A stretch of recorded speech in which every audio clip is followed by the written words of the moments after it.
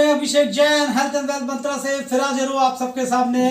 कैसा रहा दोस्तों पिछला हफ्ता? मुझे लगता है कि अच्छा रहा होगा और अच्छा ट्रेड हुआ होगा। मैंने आपको रिलैक्सो स्विंग ट्रेडिंग में दिया था, देखा होगा आपने दोस्तों कितना जबरदस्त उछाल मारा है। 50 रुपए का आपको उछाल वहां पे देखने को मिला है।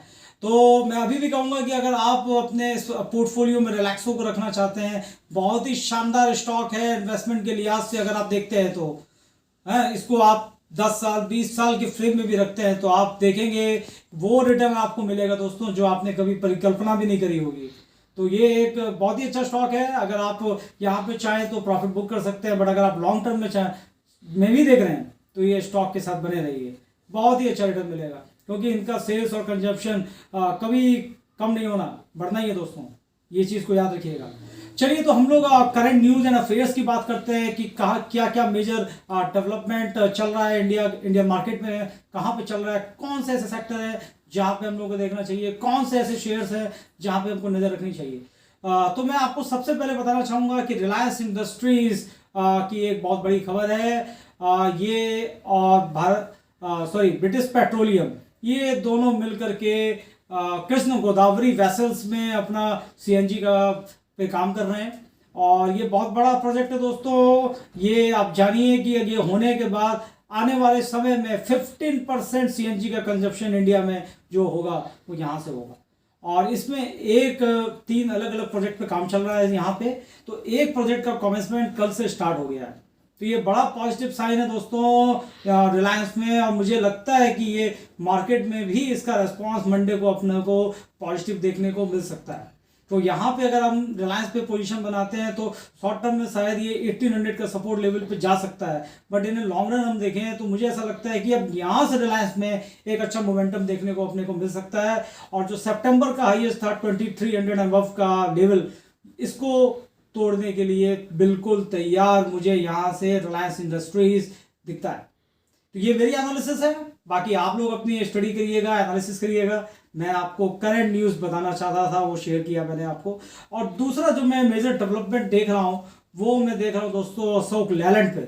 शानदार स्टॉक है दोस्तों, अभी तक उतना परफॉर्म नहीं किया क्योंकि पिछले 2 से 2.5 सालों से एक स्लो डाउन बना हुआ था ऑटोमोबाइल सेक्टर पे। बट अभी रिसेंट डेवलपमेंट के बाद, और जो इन्होंने ये कंपनी भी आप जैसे कि जानते होंगे कि बस एंड कोचेस पे काम कर रही है और इलेक्ट्रिक व्हीकल्स पे भी काम करना शुरू कर दिया है अशोक लेलैंड ने। और इन्होंने अभी यूनाइटेड किंगडम में अपने ईवी कोचेस एंड बसेस की सप्लाई करना शुरू कर दिया है। ये बड़ा पॉजिटिव साइड है दोस्तों। मैंने उस समय भी कहा था आईटीसी और अशोक लेलैंड ये एक डार्क हॉर्स है दोस्तों। जब ये भागना शुरू करेंगे ना तो बस केवल भागेंगे। तो इन पे दोनों पे आप नज़र बना के रखिए। मुझे यहाँ से लगता है कि अशोक लेलैंड ना कि अपने 150 के लेवल को क्रॉस करेगा, बल्कि एक हाई लेवल पे जाने वाला है, रिकॉर्ड हाई बनाने वाला है, एक ऐसे लेवल पे जाने वाला है जहाँ पे अशोक लेलैंड कभी गया नहीं था। ठीक है। आप तीसरा मैं आप लोगों को बताना चाहूँगा, शेयर करना चाहूँगा, बहुत ही अच्छी न्यूज़ है।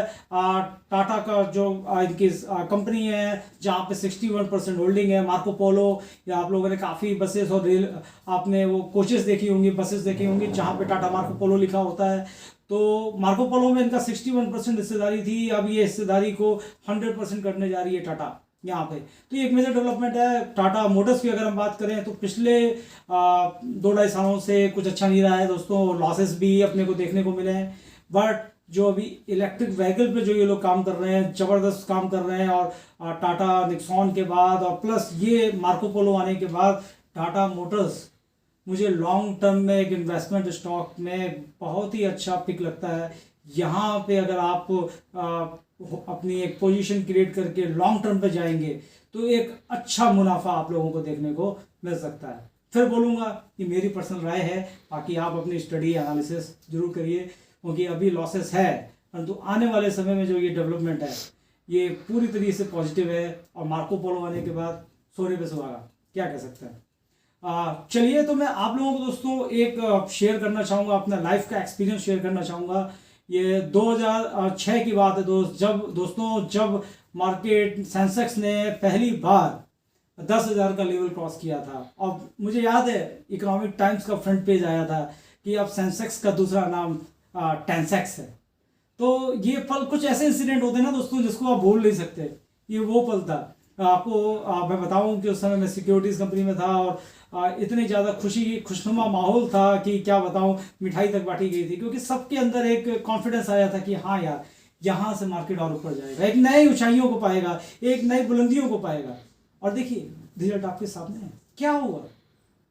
आज 45,000 के भी लेवल को सेंसेक्स क्रॉस कर चुका है।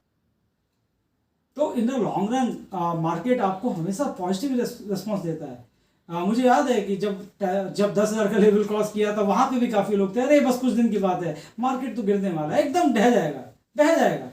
क्या हुआ दोस्तों, आज भी मैं भी देख रहा हूँ सितंबर से काफी लोग हैं ऐसे जो बस यही बोल रहे हैं कि सेंसेक्स तो गिरने वाला है।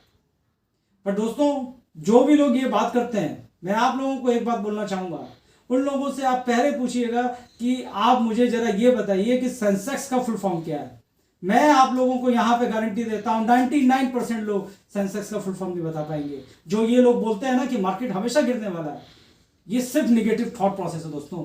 ठीक है, ट्रेडिंग करोगे, इंटरडे ट्रेडिंग करोगे, उसमें लॉस खाओगे, ट्रेडर के कहने पर ट्रेड करोगे, लॉस खाओगे और मार्केट छोड़ दोगे। यार ऐसे नहीं होता दोस्तों। अगर आपको इंटरडे ट्रेड इतना फैसिनेट करता है तो उसको सीखिए, उस चार्ट पैटर्न को समझिए और कहाँ पे एंटर करना है, कहाँ पे एग्जिट लेना है और कहाँ पे स्टॉप लॉस लेना है। क्योंकि आपको इस मार्केट में अगर आप इंटरडे ट्रेड कर रहे हैं या कुछ भी कर रहे हैं तो आपको ग्रोथ से ज़्यादा इंपॉर्टेंट क्या है, अपने कैपिटल को प्रिजर्व करना। अगर वो नहीं आता है दोस्तों सीखो, बट इसमें कहीं से भी मार्केट को दोष मत दो। Market in the long run हमेशा ग्रो ही करता है। और मैं करंट अगर बात देखूँ तो मुझे अभी ये मार्केट करंटली बात करें तो मुझे मार्केट 20,000 पे दिखता है, निफ्टी मुझे 20,000 पे दिखता है। और मुझे अगर सेंसेक्स की बात करें तो मुझे मालूम है कि हाँ 10 साल बाद ये 1 लाख से 1.5 लाख का लेवल पे रहेगा। जो पैटर्न है 3 गुना, वहाँ 15 साल में देखिए 3 से 3.5 गुना हो गया मार्केट, उसको देखिए। तो आप लोग क्यों मतलब देखते हैं कि हाँ शॉर्ट टर्म में शायद करेक्शन आएगा, बट लॉन्ग टर्म में मार्केट हमेशा प्लस ही जाएगा। एक नया लेवल ऑलरेडी तैयार हो चुका है निफ्टी का, 18,000 से ऊपर का लेवल, जो कि आप लोगों को बहुत जल्दी आने वाले 2 सालों में 2.5 सालों में दिखेगा। तो दोस्तों इस हिसाब से करिए। और मैं कुछ आप लोगों को एक आई ओपनर कुछ डाटा मैं आप लोगों के साथ शेयर करना चाहूँगा कि बजाज फाइनेंस की बात करते हैं। दोस्तों मैं आपको हमेशा बजाज फाइनेंस कहता हूँ कि एक अच्छा इन्वेस्टमेंट पिक है, आप इसमें इन्वेस्टमेंट कर सकते हैं। तो अगर मैं इसकी बात करूँ तो लास्ट 1 दिन में तो ये निगेटिव रिटर्न दिया है, बट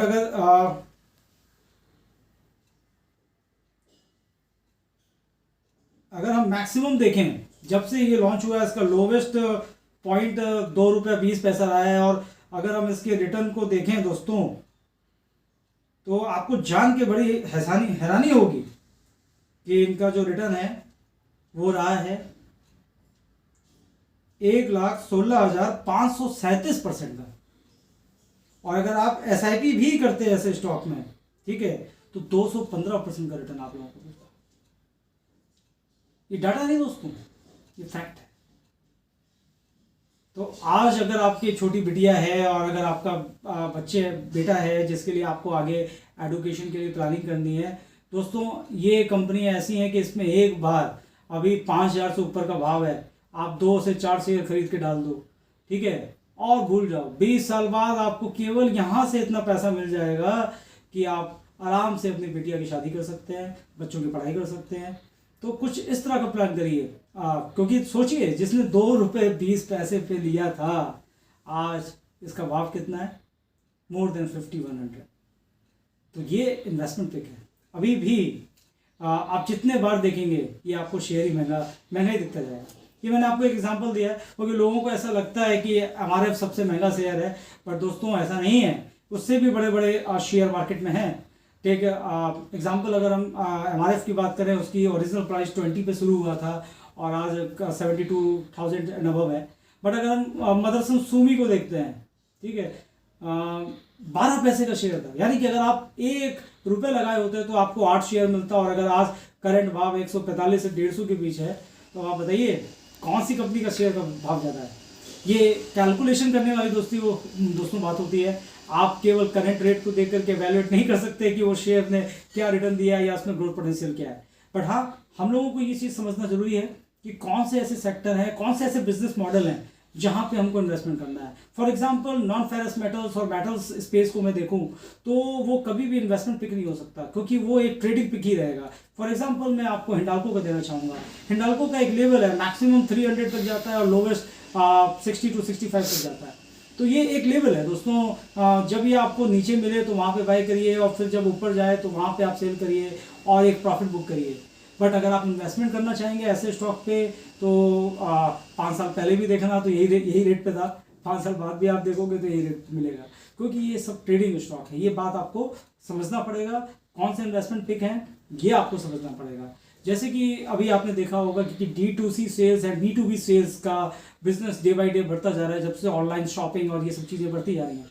तो ऐसे में एप्पल इंडिया, इंडिया मार्ट, मैं हमेशा आप लोगों को बोलता हूँ कि ये कंपनी आपको ग्रो ही करेगी, आपको प्लस ही रिटर्न देगी, और चाहे कुछ भी हो जाए मत बेचना इन सब शेयर को। आपके पास है रखे रहना, इसको सपने में भी मत सोचना कि बेचना है, क्योंकि बाद में ये, और जो भाव पे मिले ना उस भाव पे खरीदो, ठीक है। एप्पल इंडिया की मैं बात इसलिए करता हूँ क्योंकि आप देखिए अभी इनके पास 10 मिलियन सब्सक्राइबर, ये मेट्रोस पे ये लोग केवल काम कर रहे हैं। जो भी आप एप्लीकेशन ओपन करें आप देखते होंगे कि उसमें एडवर्टीजमेंट फ्लैश होते हैं। तो ये पूरे एडवर्टीजमेंट फ्लैश को करने वाली कंपनी है एप्पल इंडिया, जो कि अलग अलग अपने क्लाइंटों को सर्विस दे रही है, और जो डाटा देती है उस पर इनको पैसा मिलता है, और जितने उन डाटाओं में क्लाइंट का कन्वर्जन होता है उस पर वो पैसा लेती है अपने क्लाइंटों से।